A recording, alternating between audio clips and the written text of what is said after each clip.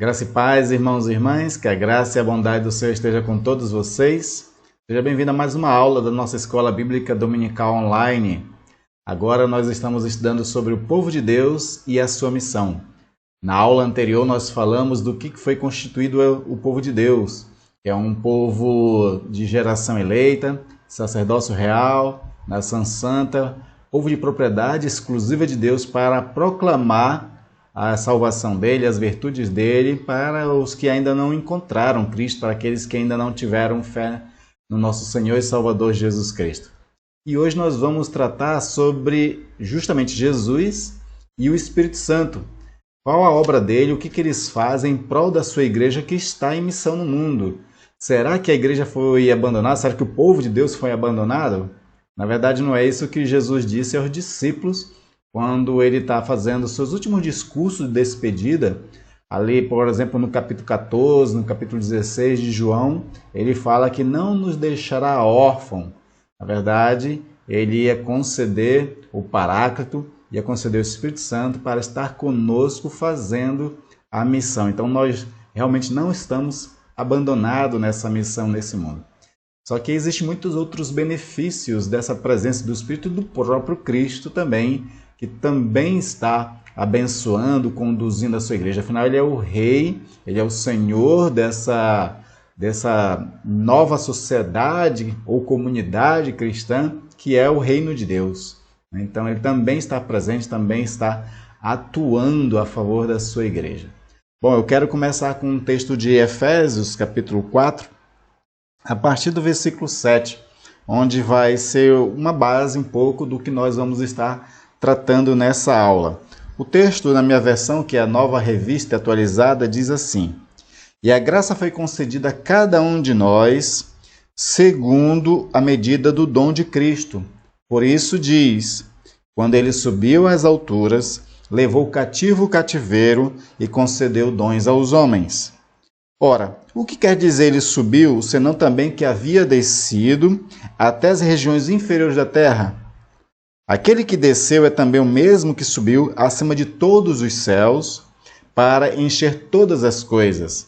E ele mesmo concedeu uns para apóstolos, outros para profetas, outros para evangelistas e outros para pastores e mestres, com vista ao aperfeiçoamento dos santos para o desempenho do seu serviço, para a edificação do corpo de Cristo, até que todos cheguemos à unidade da fé e do pleno conhecimento do Filho de Deus, ao estado de pessoa madura, à medida da estatura da plenitude de Cristo, para que não sejamos mais como crianças, arrastadas pelas ondas e levadas de um lado para outro como qualquer vento de doutrina, pela artimanha dos homens que com astúcia conduzem ao erro. Mas seguindo a verdade em amor, cresçamos em tudo, naquele que é a cabeça, Cristo, de quem todo o corpo, bem ajustado e consolidado pelo auxílio de todas as juntas, segundo a justa cooperação de cada parte, efetua o seu próprio crescimento para a edificação de si mesmo em amor." Esse texto é um texto maravilhoso de Paulo, que ele fala sobre a autoridade que Jesus concede à sua igreja, concedendo dons, concedendo ofícios, para que assim toda a igreja seja aperfeiçoada para o seu serviço, para a sua missão aqui na terra.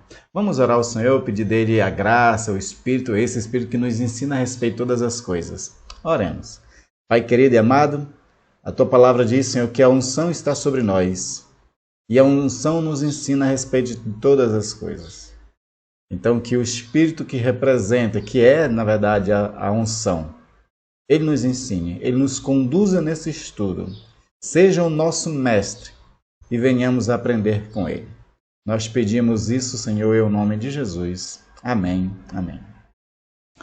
Nós vamos falar, então, primeiro sobre essa questão do povo de Deus como um povo edificado e capacitado por Jesus Cristo e pelo Espírito Santo para servir no mundo, para poder estar fazendo a obra de Deus nesse mundo. Então nós vamos ver, por exemplo, uma questão que é muito importante na teologia reformada. A teologia reformada, lá no século XVI, eles começaram a conceber de que não existia um sacerdócio exclusivo de alguns notáveis na igreja. Eles começaram a entender que, na verdade, o sacerdócio foi concedido a todos os homens, aquilo que é chamado de sacerdócio universal de todos os crentes. E aí, a palavra que vem na Bíblia tratando um pouco essa realidade é chamado de Laos. Laos, na Bíblia, ou Laós, depende aí da tradução ou da forma como se pronuncia, o sentido dela, no original, quer dizer povo. Só que esse mesmo Laos, agora ele é uma comunidade dos que professam o nome de Jesus Cristo, a qual a essa comunidade, a esse povo, o Senhor derrama do seu Espírito, para que assim esse povo venha servir como uma comunidade da missão. Esse povo todo, essa comunidade que recebe do Espírito, eles são agora os depositários da missão de Deus no mundo, onde eles ficam responsáveis por essa missão, como nós já abordamos um pouco na lição anterior. Então, essa palavra laos, que veio depois a ser portuguesada como leigos, não é? Quando se fala de leigos, nós estamos falando dos crentes normais. E aí isso é um problema sério, porque a gente tende hoje a usar a palavra leigo, diferente daqueles que são ordenados, como se os leigos fossem uma casta inferior. Mas, biblicamente, essa visão é errada. Esse povo, esse laos, esses leigos, não é? Como é a expressão em português hoje, essas pessoas elas são dotadas do Espírito Santo. Elas são edificadas por Jesus Cristo para servir a Deus. Ela recebe a missão, os leigos. E entre esses leigos é que vai sair, não é sair, mas na verdade assim, entre esses leigos vai ser dado ofícios. E existem diversas formas de ofícios dentro da igreja, funções. E nós vamos ver isso direitinho. Mas a princípio nós temos que começar a entender então que essa comunidade, esses leigos, que somos todos nós, povo de Deus, todos nós somos hoje casa espiritual, a qual até Pedro falou, né, no texto que nós lemos anterior, na lição anterior, lá em 1 Pedro, capítulo 2, no versículo 5, né, fala que nós fomos constituídos essa casa espiritual, onde o Senhor habita e faz a missão a partir de nós. Nós somos então a comunidade da missão, todos têm incumbência, todos são ministros nesse serviço. E como cada um de nós estamos dotados do Espírito Santo, da unção dele, então a comunidade é o espaço da missão. Ela recebe funções, ela recebe dons espirituais e cada um o seu ministério. A palavra ministério, hoje no português, ela parece ser e é uma palavra mais nobre para aqueles que servem a Deus.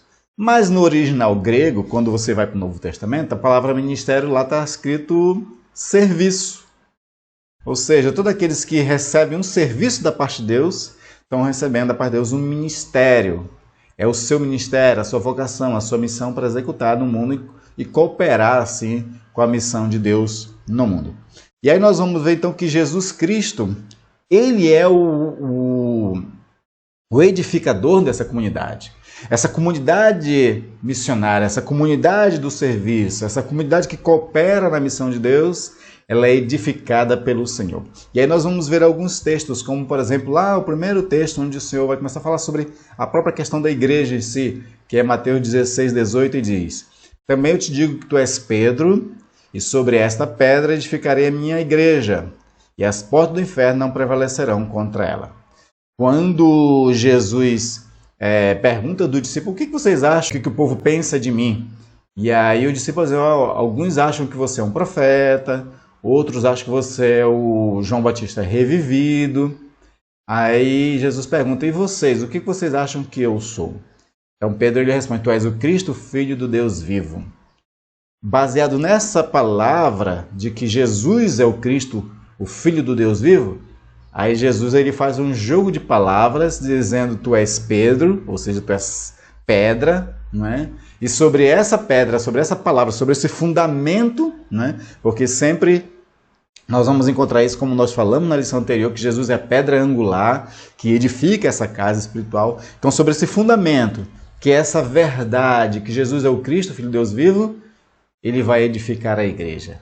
Ele vai edificar a igreja sobre essa fé, sobre essa palavra, que Jesus é o Cristo, o Messias, o enviado de Deus para ser o Salvador do mundo. E ele vai edificar essa igreja, e essa igreja, as portas do inferno não prevalecerão. Ela vai adentrar e vai salvar todos aqueles que são a geração eleita do Senhor. Mais tarde você vai ter Paulo falando também em 1 Coríntios 3, 10 e 11 o seguinte: segundo a graça de Deus que me foi dada, lancei o fundamento como prudente construtor. O fundamento que ele lançou, ele mesmo vai explicar. E outro edifica sobre ele, porém cada um veja como edifica. Porque ninguém pode lançar outro fundamento além do que foi posto, o qual é Jesus Cristo. Jesus Cristo, como é a pedra angular, então ele é o fundamento da igreja. É ele que está edificando essa comunidade espiritual, essa comunidade da missão. Também Paulo vai dizer aos Efésios que nós somos edificados sobre o fundamento dos apóstolos e profetas, sendo ele mesmo, Cristo Jesus, a pedra angular. O fundamento dos apóstolos é a mensagem dos apóstolos, e a mensagem dos apóstolos é Cristo, né? E aí, de fato, ele até confirma que Jesus é essa pedra angular. Ainda vamos falar de Colossenses 2, versículos 6 e 7, onde Paulo diz o seguinte: ora, como recebeste Cristo Jesus, o Senhor, assim andai nele, radicados e edificados, e confirmados na fé, tal como fostes instruído, crescendo em ações de graça. Todos esses textos que eu estou falando aqui estão falando sobre essa questão de que as pedras são edificadas sobre esse fundamento, sobre essa pedra angular, que é Jesus Cristo. Se Jesus ele foi enviado com a missão, como ele mesmo disse, né, que o Pai enviou ele, e por isso ele podia enviar os outros, então ele é aquele que fundamenta a nossa missão. A igreja é aquele que continua a missão de Cristo. Ele consumou a obra da salvação na cruz do Calvário, ascendeu aos céus para poder reinar em glória, e a igreja aqui agora está sob esse serviço. Ela é súdita desse reino, de um reino de sacerdotes, de um reino que está em missão, de um povo propriedade exclusiva para proclamar as virtudes daquele que nos chamou das trevas para a sua maravilhosa luz, como já lemos na lição anterior de 1 Pedro. Se você não viu a lição anterior, recomendo que vá lá, porque eu falei coisas importantes sobre o que é o povo de Deus, o que foi constituído o povo de Deus. É muito importante. Então, volta na lição anterior para poder você ter um melhor entendimento do que eu estou agora falando, né? Outra coisa importante para nós pensarmos é que existe uma outra expressão que Paulo também usa para se referir à igreja e que ela está carregada de muitos sentidos importantes, que é o conceito de corpo. Paulo vai dizer que a igreja é o corpo de Cristo. Isso faz com que haja um entendimento de uma representação da unidade da igreja. Quando fala de corpo, está falando da unidade desse povo que está ligado à cabeça. E aí é importante a ação do Espírito Santo. O Espírito Santo é aquele que liga o corpo, que é a igreja aqui na terra, com a cabeça, que é Cristo, que está no céu. O Espírito ele cria essa conexão total e nós estamos em unidade com o Senhor Jesus Cristo por conta do Espírito Santo. E aí Paulo fala uma coisa baseado nisso, em 1 Coríntios 12, no versículo 12 e 13. Ele diz o seguinte: porque assim como o corpo é um e tem muitos membros, e todos os membros sendo muitos constituem um só corpo, assim também com respeito a Cristo. Pois em um só Espírito todos nós fomos batizados em um corpo, quer judeus, quer gregos, quer escravos, quer livres, e a todos nós foi dado a beber de um só Espírito. Então nós somos esse corpo a qual temos Jesus como cabeça e nós estamos ligados. A igreja ela tem que se mover baseado no comando da cabeça, assim como o nosso corpo. A cabeça que decide andar e para onde vai andar, né? Nossos membros do nosso corpo eles não têm tem vontade próprias e nem involuntárias. Ninguém mexe a perna involuntariamente. A cabeça que está dando esses comandos. Quando uma pessoa está balançando a perna, às vezes inconscientemente, na verdade está recebendo do cérebro esse comando por alguma ansiedade, qualquer coisa desse tipo assim. Mas o fato é que é a cabeça que coordena, que move o corpo, né? Que dirige o corpo. Assim deve ser a igreja. A igreja deve também ser dirigida, movida, conduzida pela cabeça. Se a igreja não está fazendo aquilo que a cabeça ordena, então ela está desligada, na verdade, do corpo. Pode ser qualquer outra coisa, mas não é a igreja do Senhor Jesus Cristo. Porque a igreja do Senhor Jesus Cristo ela está conectada ao corpo e está recebendo comando desse corpo. Isso é uma coisa que nós temos que atentar, porque quando a gente olha para o Evangelho, nós sabemos muito bem qual é o perfil de Jesus, a personalidade de Jesus, o caráter de Jesus. A gente conhece a santidade de Jesus, a gente conhece os princípios, os valores de Jesus, da sua pregação, quando ele prega sobre o reino. Mateus capítulo 5 a 7 fala ali de uma constituição do reino de Deus. E aquilo é o pensamento de Jesus, dos valores e princípios que a igreja deve seguir. Não é? Se nós estamos distantes dessa mensagem de Jesus, de um comportamento que seria o comportamento de Jesus, então não somos a igreja de Jesus Cristo. Isso é um tema bem interessante. Um entendimento da teologia que nós temos é que a igreja ela não pode ser dividida. A igreja ela não pode sofrer rachas, rupturas. Quebrar essa unidade é um pecado muito grave. Dentro do que nós entendemos na palavra de Deus. Tem até um texto de Provérbios que fala de que 6 coisas a alma de Deus se aborrece e a última a alma dele abomina. E essa última é justamente a facção, a divisão entre irmãos. Então tem muito entendimento teológico de que a igreja não pode ser dividida. Quando aconteceu um dos primeiros rachas na igreja, no século IV, século V, que era a Igreja Católica e os donatistas, o Agostinho vai se debruçar sobre essa questão, sobre essa divisão que está acontecendo, e como era inaceitável essa divisão da igreja, então ele vai chegar a uma conclusão de que, no caso dos donatistas, eles não eram povo de Deus, eles não eram a igreja do Senhor, eles não estavam condizentes com aquilo que era a palavra de Deus. Então nós temos que, às vezes, atentar para isso. De todos os meios, nós temos que evitar a divisão da igreja. A gente não pode fazer isso. O próprio Paulo chega a dizer que aquele que destrói o corpo, Deus o destruirá. Porque a igreja é algo muito precioso, ela tem que manter essa unidade. Porque é o corpo. Um corpo não pode ser dividido. Eu não posso tirar o braço do meu corpo e achar que vai ter função separada. Não tem função separada. Jesus disse assim: se permanecerdes em mim, é que eu permaneço em vós, e pedireis tudo o que quiser e vos será feito. Se não existe essa permanência em Cristo, então não é igreja. Aí aqui vem, claro, um outro entendimento muito importante, que tem a ver com essa questão sobre a unidade da igreja, que nós chamamos de igreja triunfante, e aquela divisão das igrejas militantes. Esse termo é para trazer o seguinte entendimento. Igreja militante é a igreja visível aqui na Terra, que estão espalhadas ao redor do mundo e com denominações diferentes. Então existe batistas, assembleanos, presbiterianos, metodistas, wesleyanos, enfim, essas várias igrejas que nós conhecemos. Essa é a igreja militante. Ela se divide por denominações, e às vezes ela se divide até por outras coisas também, infelizmente. Mas o que nós podemos atentar é que existe uma igreja maior do que essa, maior do que a denominacional, que é a igreja triunfante, é a igreja que é o corpo de Cristo espalhado na Terra, que ela pertence a Cristo, é o único corpo, ela está interligada pelo Espírito Santo.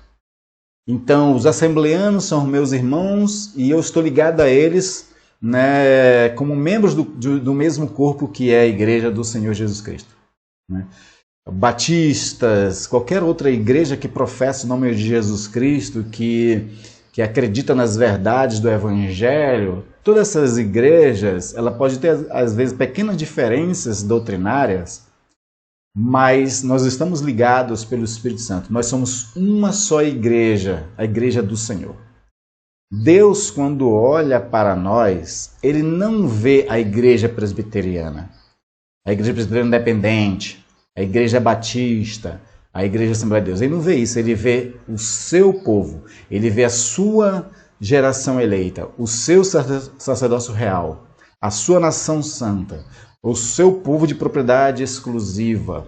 É isso que ele vê o seu povo. Por isso que é a maior bobagem do mundo a gente ficar discutindo qual é a melhor igreja. É a maior bobagem do mundo nós ficarmos em guerras denominacionais, doutrinárias. Entendimentos diferentes da palavra de Deus, em alguns aspectos, são bastante aceitáveis e nós podemos nos respeitar e caminhar junto, mesmo no meio de algumas diferenças doutrinárias. Agora, existem doutrinas que elas são cruciais e se nós professamos essa doutrina, nós somos a igreja do Senhor. Que doutrinas são essas? São os fundamentos. Jesus Cristo nasceu sob a Virgem Maria, morreu sob Pôncio Pilatos, ressuscitou ao terceiro dia, está sentado à direita de Deus.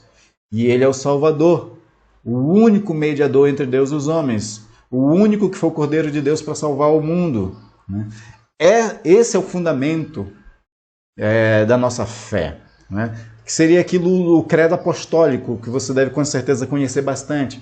O credo apostólico ele é um fundamento da nossa crença. Se nós cremos naquilo que diz o credo apostólico sobre Jesus Cristo, sobre Deus, sobre o Espírito Santo, sobre a igreja, sobre o final do tempo, se a gente acredita naquele básico, isso nos faz igreja do Senhor Jesus Cristo. E é independente da denominação, porque nós somos o único corpo. Nós somos edificados para ser esse único corpo do Senhor. Então, nós temos que ter muito cuidado em ficar, nessas briguinhas. Na internet a gente vê muito. E o pior disso é que às vezes partem para ofensas, o que é inaceitável.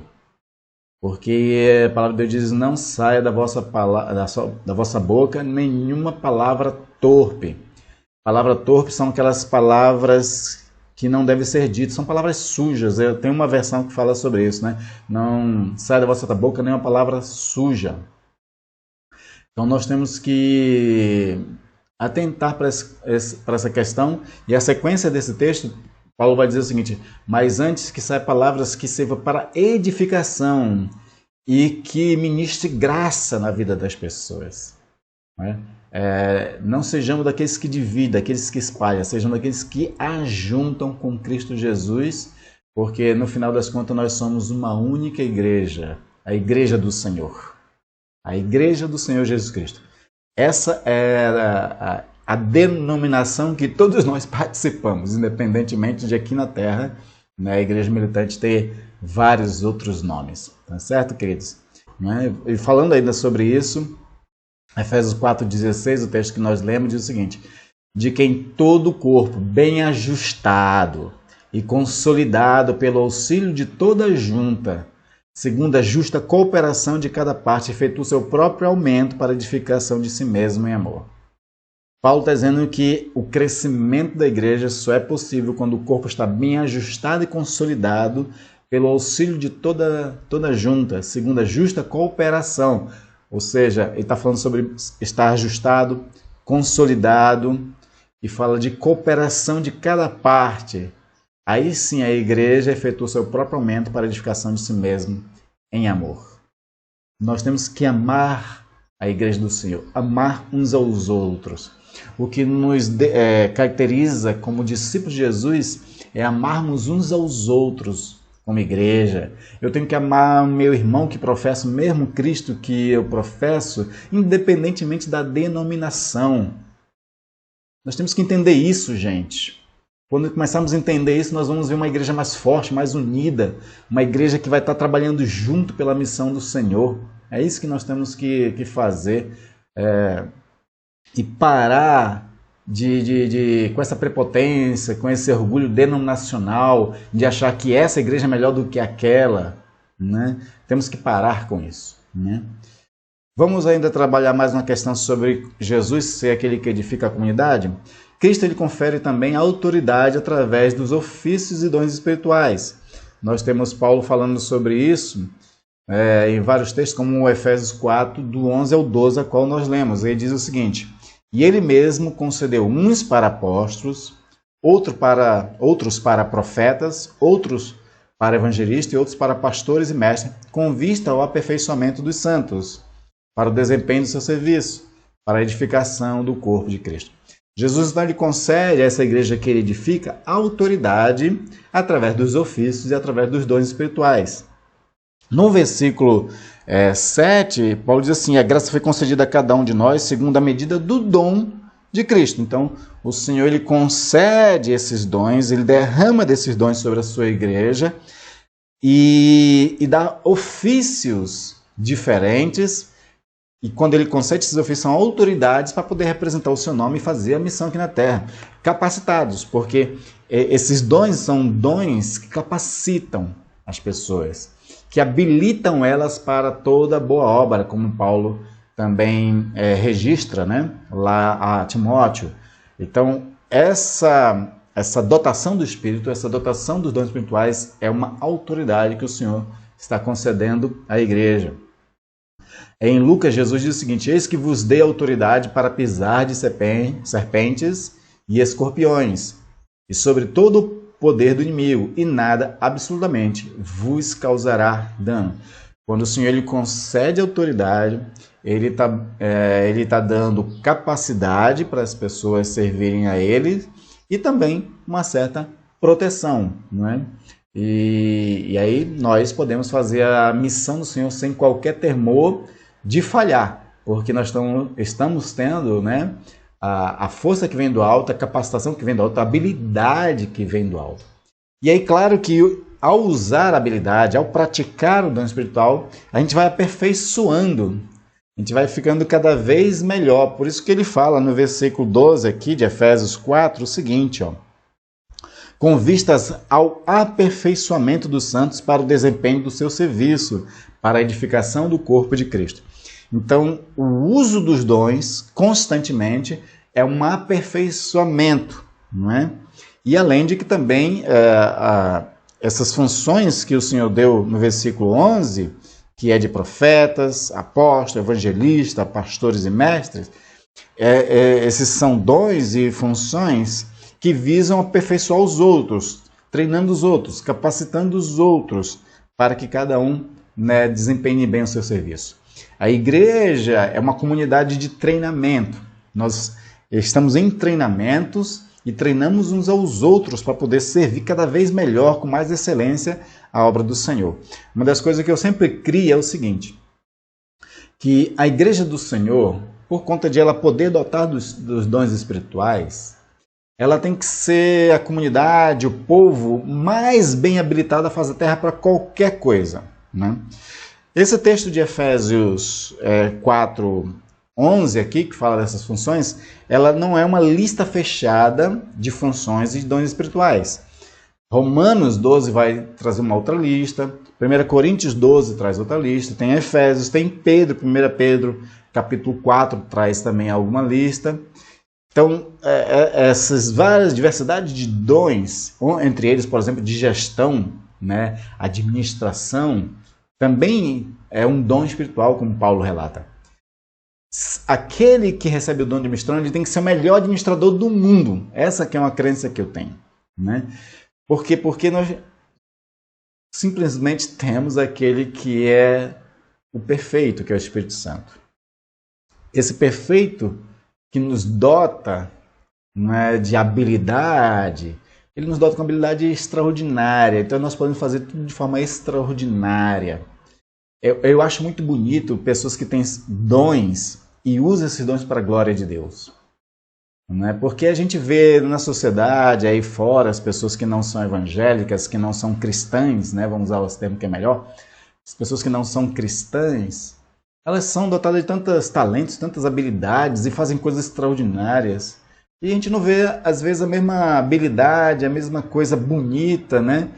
No meio evangélico, no meio cristão. E eu fico triste com isso. Se nós temos o Espírito Santo que nos dota de capacidade, nós temos que fazer melhor. Porque, por exemplo, Deus que criou o mundo, Ele criou isso com uma beleza extraordinária. O mundo é uma coisa linda, né? Onde revela uma sabedoria muito grande. Então nós temos também que poder, ao fazer a obra de Deus, fazer da melhor forma possível, com melhor, com mais excelência do que qualquer outras pessoas. Por exemplo, agora, em época de pandemia, se acelerou o uso das redes sociais para divulgar o Evangelho, para poder fazer estudo bíblico, como nós estamos fazendo agora, né? É crucial que a gente possa ter os melhores recursos humanos, né, e tecnológicos para poder fazer uma coisa com excelência para a glória de Deus. Não é possível que a Rede Globo ou empresas de agência façam coisa melhor do que a gente. Não, nós temos que fazer melhor do que eles. O nosso trabalho tem que ser melhor do que a dessas pessoas. Porque nós temos aquele que é o Criador de todas as coisas. Nós temos a capacidade daquele que é o mais criativo, o mais sábio de todos. Então nós temos que fazer com muito mais excelência.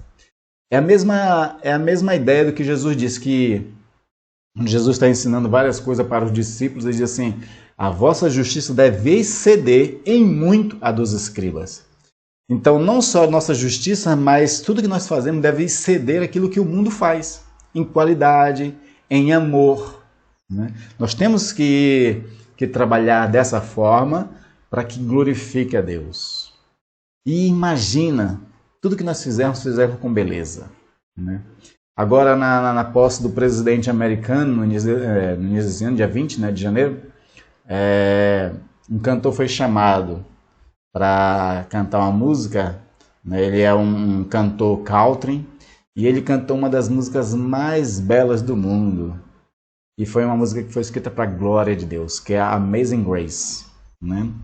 É fantástico ver pessoas que tiveram esse talento de compor coisa tão bela e escreveram música como aquela. Como também existem outras músicas cristãs lindas também. Que essa mesma beleza se expresse em outras formas de arte, em outras formas de serviço cristão dentro da igreja. Isso traz para nós um senso de responsabilidade muito grande.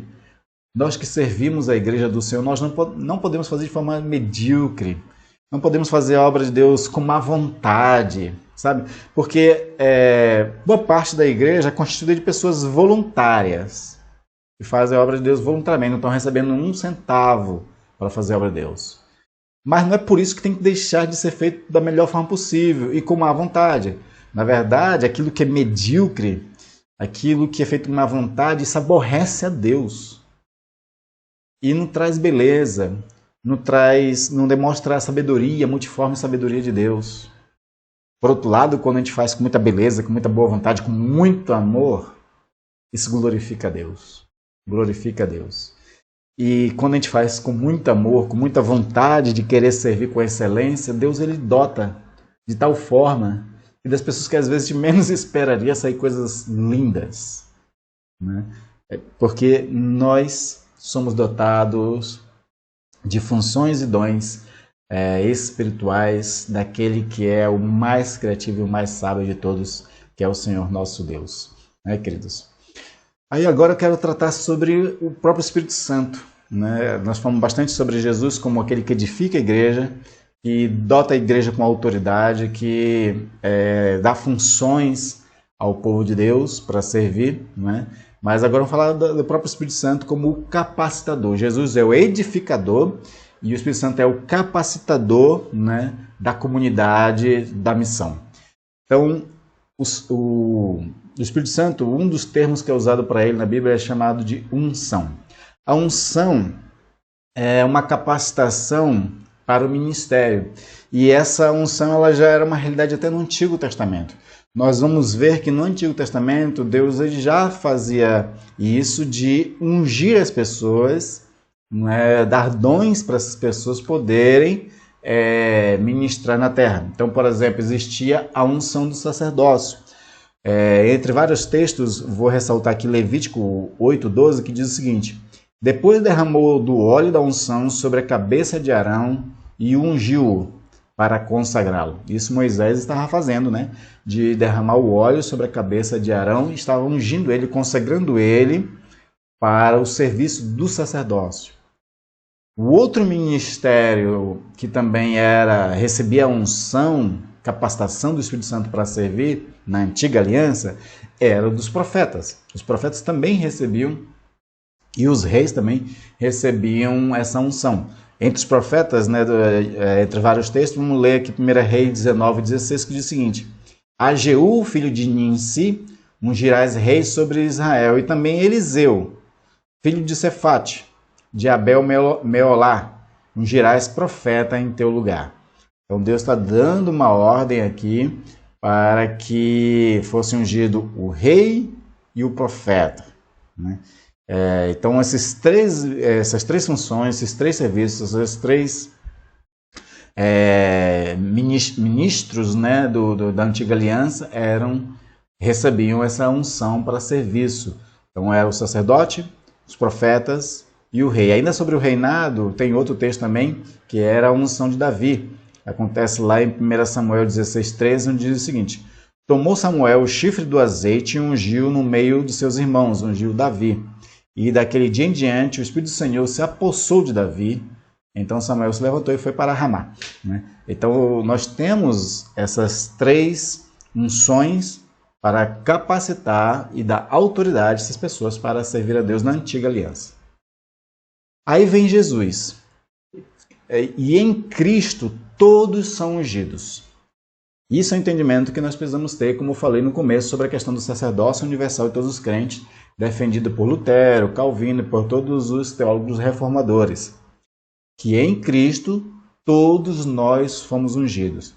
Uma base para isso, esse texto que nós lemos aqui de Efésios 4, versículos 7 e 8, que diz o seguinte: e a graça foi concedida a cada um de nós, segundo a proporção do dom de Cristo. Por isso, quando ele subiu às alturas, levou cativo o cativeiro e concedeu dons aos homens. Em Cristo, todos nós recebemos dons. Então, o Espírito Santo, ele é aquele que concede dons a todo mundo. E uma outra coisa que é interessante ainda sobre essa questão é que o Espírito Santo ele é representado na Bíblia como água. E sendo ele a água viva, ele é dado de beber a todos os que têm fé em Cristo Jesus desse Espírito. Veja só, por exemplo, um texto de 1 Coríntios 12:13. Pois em um só Espírito todos nós fomos batizados em um corpo. Aqui não está falando do batismo de águas, não. Aqui está falando do batismo no corpo. Nós somos imersos no corpo de Cristo pelo Espírito Santo. Quer judeus, quer gregos, quer escravos, quer livres. E aí olha só a ênfase agora. E a todos nós, foi dado beber de um só Espírito. Então, se todos nós nos foi dado beber desse Espírito, todos nós somos ungidos pelo Senhor. Olha que coisa preciosa. Continuando em 1 Coríntios 10, 3 e 4, Paulo falou o seguinte: todos eles comeram de um só manjar espiritual. Está falando aqui do povo que estava no deserto, o povo israelita, E beberam da mesma fonte espiritual, porque bebiam de uma pedra espiritual que os seguia. A pedra era Cristo. Então, o Espírito Santo ele é representado como água e Cristo é a fonte dessa água. Por isso que Jesus vai dizer lá em João 4,14 o seguinte: aquele, porém, que beber da água que eu lhe der, nunca mais terá sede. Pelo contrário, a água que eu lhe der será nele uma fonte a jorrar para a vida eterna. Jesus é a fonte, bebemos dele o Espírito Santo e ao beber nós também jorramos, somos uma fonte que jorra para a vida eterna. E é por isso que os apóstolos, quando oravam em Atos dos Apóstolos sobre as pessoas, impondo a mão, essas outras pessoas também recebiam o Espírito, porque se tornava essa fonte a jorrava para os outros também. né? Quando um pastor é consagrado, pastores e presbíteros impõem a mão e unge essa pessoa, consagra ela, é como se estivesse também simbolicamente transferindo o Espírito Santo para que assim essa pessoa... Claro que aquela pessoa, se ela já tem a vocação de Deus, ela já recebeu do Espírito Santo, ela já tem a unção, né? Mas aquilo é simbólico para poder trazer essa realidade dessa transferência espiritual e dessa capacitação espiritual que está acontecendo para o serviço, não é? Que a pessoa vai começar a ter ali depois de ordenada. Agora, o entendimento nós temos que ter é que todos nós bebemos dessa água se estamos em Cristo Jesus. Se a gente tem fé em Jesus Cristo, ao crer nele, Jesus foi a fonte e nos deu de beber dessa água. Todos nós bebemos essa água, né? Isso que é importante entender. Aí Jesus faz sempre um convite para aqueles que ainda não beberam dessa água. Em João 7,37 diz assim: no último dia, o grande dia da festa, levantou-se Jesus e exclamou: se alguém tem sede, venha a mim e beba. E beba de graça da água da vida. Jesus, ele é a fonte. Tem até um hino antigo que fala que Jesus é fonte viva, né? Acho muito bonito esse hino. E todos nós já bebemos, e todos nós podemos nos saciar cada vez mais desse Espírito quando nos consagramos em oração, em jejum, em devocionais, em estudo orante das Sagradas Escrituras. Cada vez que a gente faz um exercício de espiritualidade, nós estamos nos enchendo mais desse Espírito, estamos sendo cada vez mais saciados desse Espírito. Por isso que Paulo vai dizer aos Efésios o seguinte: não vos embriagueis com vinho, mas enchei-vos do Espírito Santo. Né? John Stott, um pastor anglicano, que é um homem de uma sabedoria extraordinária, escreveu um livro chamado Batismo e Plenitude do Espírito, onde ele fala de que todos nós somos batizados nesse Espírito, né? Como eu li lá em 1 Coríntios 12:13, e todos que estão em Cristo são batizados nesse Espírito, receberam desse Espírito. Mas a plenitude, ela é um processo. Encher-se do Espírito é um processo. E nós temos que se encher cada vez mais, a cada dia. Uma vez eu vi um pregador dizendo uma coisa que eu creio que é verdade, assim, que a unção de ontem não serve para hoje. Então a cada dia nós temos que estar nos enchendo. E nós somos preenchidos por esse Espírito de Cristo, nós já somos dele, temos ele, né? Nós somos a habitação desse Espírito, mas podemos nos encher cada vez mais, que é o termo plenitude. E é cada vez mais que a gente se enche desse Espírito, mais habilitado, mais cheio nós ficamos para servir. Você vê muitas vezes essa referência em Atos dos Apóstolos, quando fala dos apóstolos, né, dizendo assim, que ele, cheio do Espírito Santo, fizeram isso, isso e isso. Né? Jesus mesmo, ele era cheio do Espírito Santo. E em Jesus, ele tinha todos os dons espirituais. Todos. Claro que para Jesus, né, não podia faltar nenhum dom espiritual. Então Jesus tinha todos os dons espirituais e ele era cheio, totalmente cheio do Espírito Santo. Paulo também foi uma pessoa que também teve vários dons espirituais, né? Porque era um homem de muita oração, de muita piedade, buscava muito o Senhor. E aí nós também podemos, né? Não existe essa questão de que um é mais privilegiado do que o outro. Não, é quem busca. O Senhor disse: aquele que me buscar, me achará. Buscar-me-eis e me achareis, se me buscar de todo o vosso coração. Então, quanto mais a gente busca do Senhor, mais a gente se consagra, mais Ele nos preenche. E quanto mais cheio dele, mais nós podemos fazer a sua obra. Né?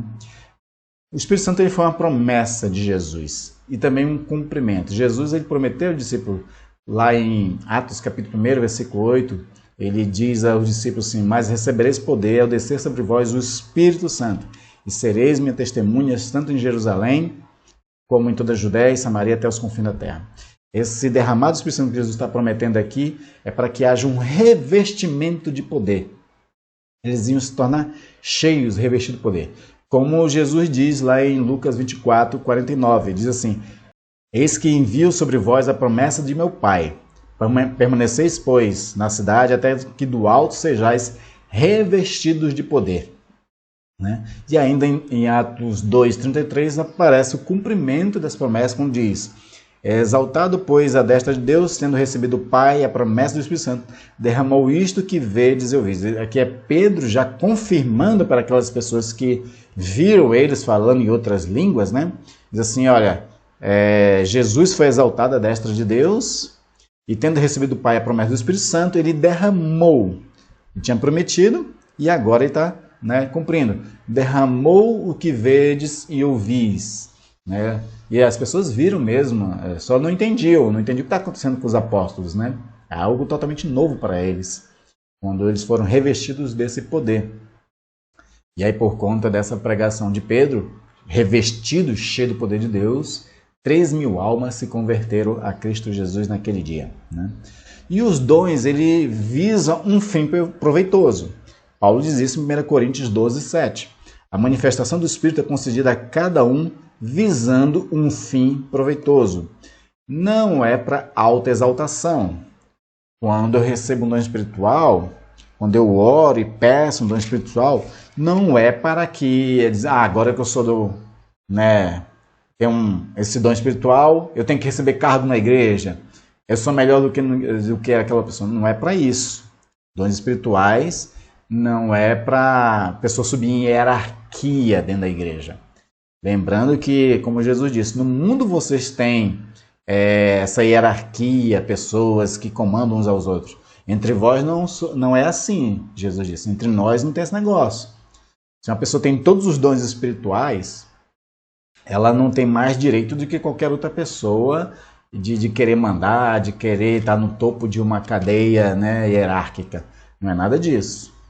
Outra coisa que eu queria já abordar um pouquinho, né, a falar, é sobre essa questão. Eu estou falando dos dons espirituais aqui, e eu entendo que existem algumas pessoas que elas são chamadas de cessacionistas.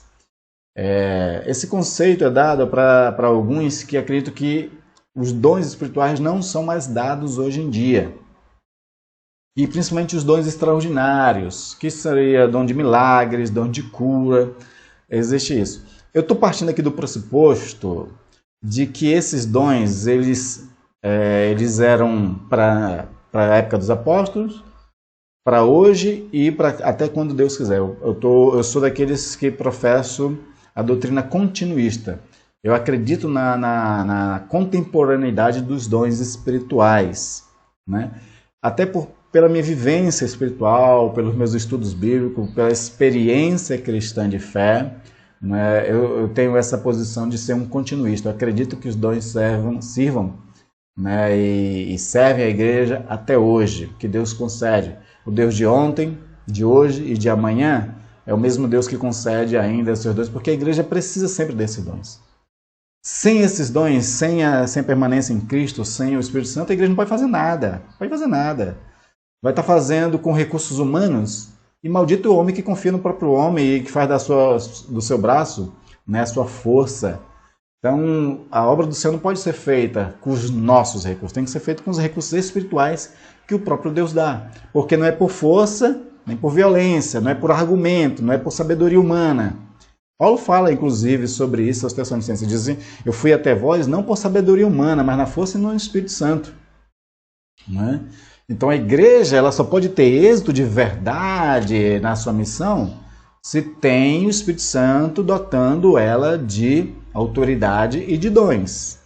Qualquer coisa fora disso não está construindo uma igreja saudável.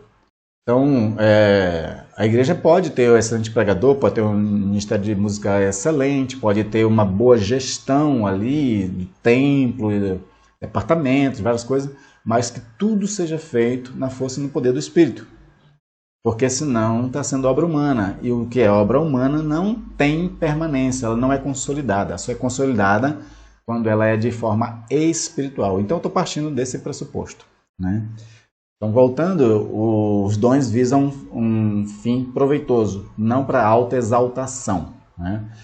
Quando cada um serve com seus dons, está manifestando, né, as insondáveis riquezas de Deus. Como Paulo fala aos Efésios, capítulo 3, versículo 8, né, diz assim, a mim, o menor de todos os santos, me foi dado esta graça de pregar aos gentios o evangelho das insondáveis riquezas de Cristo. Pedro também diz o seguinte, 1 Pedro 4,10. Servir uns aos outros, cada um conforme o dom que recebeu, como bons dispenseiros da multiforme graça de Deus. Não serviria para hoje o que Pedro está dizendo aqui? Servir uns aos outros, cada um conforme o dom que recebeu, como bons dispenseiros da multiforme graça de Deus.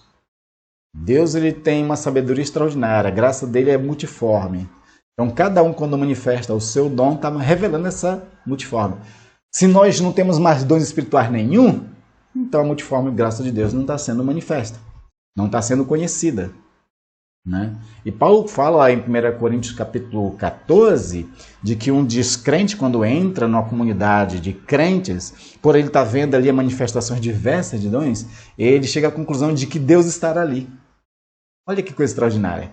E é por isso que isso fortalece a missão, faz com que a missão tenha êxito, e as pessoas veem que realmente a obra é de Deus, não nossa.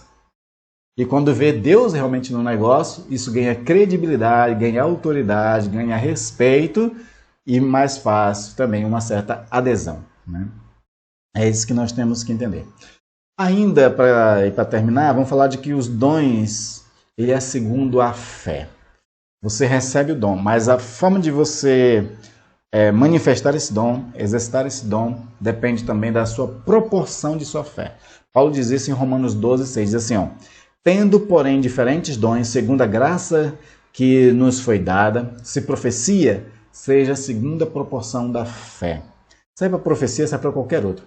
Seja segundo a proporção da fé. Então, nós temos que, se nós recebemos dons espirituais, nós temos que ter fé para exercitar esses dons. Fé para praticar esses dons. Fazer com fé. E é quando fazemos com fé que o dom que se manifesta. Não a nossa própria capacidade.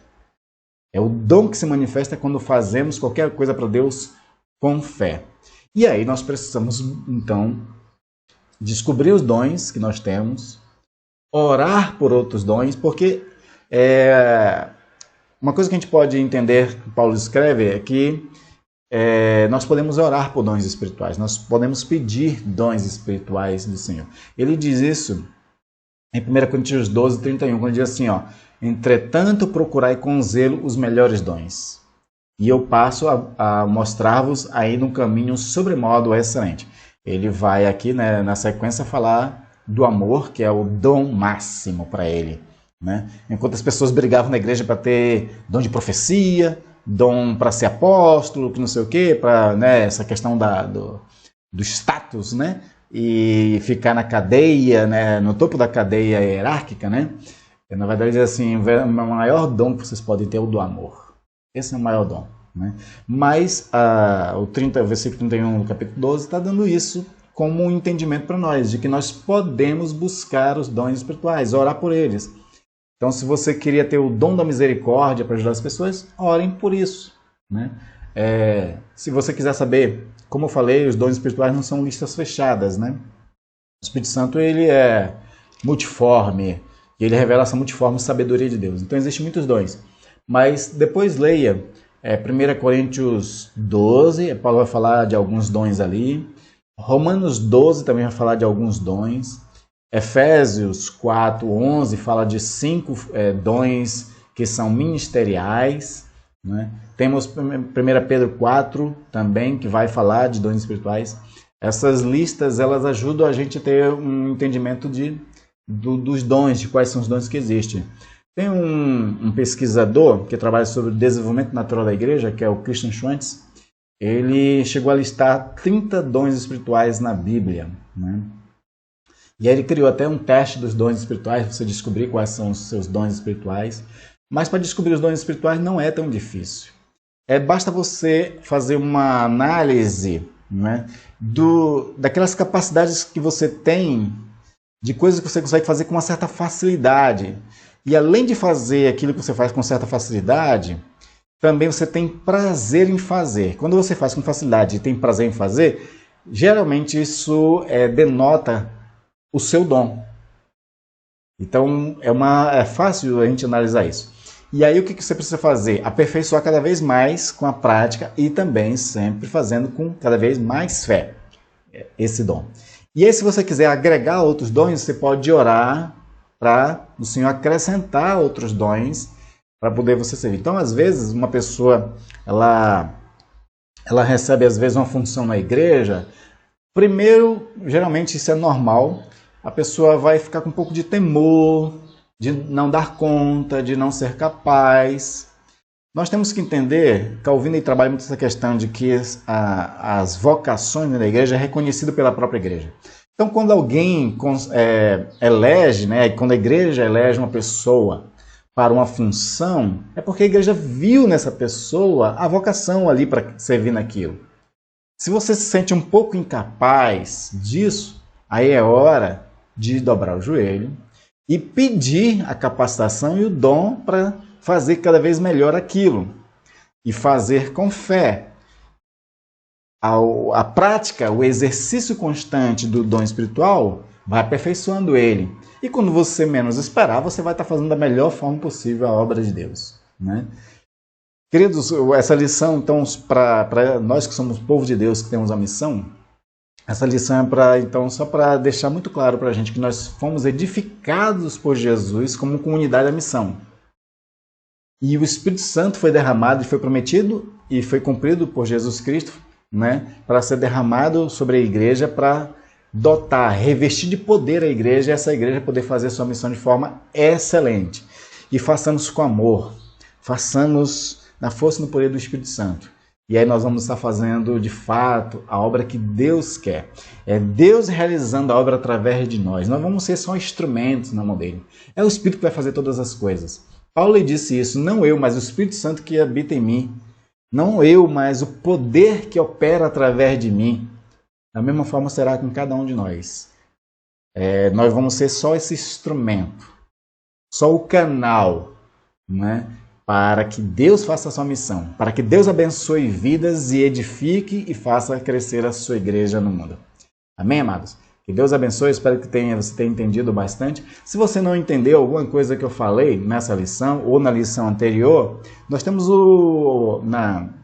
aqui, né, nessa rede social o espaço para comentários. Aí lá você pode fazer a sua pergunta e aí na próxima aula a gente pode tirar a dúvida, tá bom? Então que Deus abençoe você, tenha uma semana abençoada e sirva a igreja uns aos outros mediante aquele dom espiritual que o Senhor te deu. Amém?